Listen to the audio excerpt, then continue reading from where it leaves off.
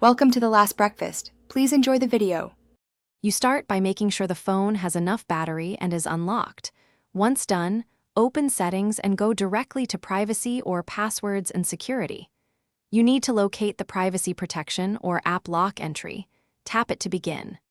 If the option is hidden under Additional Settings, expand that menu. This is where Redmi nests privacy controls. Make sure to have your My Account email or phone handy, in case the system asks for verification before revealing or resetting any privacy password. You will now verify identity so the phone can show or reset the privacy password. Enter your current lock screen PIN, pattern, or use fingerprint authentication. If authentication fails, tap the My Account verification option and follow the prompts to receive a code on your linked phone or email. Once verified, select View or Change Privacy Password.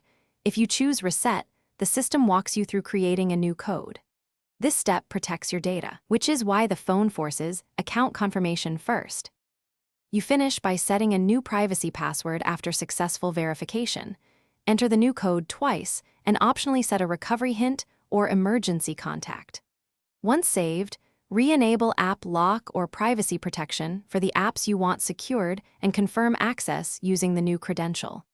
If the phone won't accept changes, try rebooting and repeating the process, or use My PC Suite and My Account recovery tools on a computer.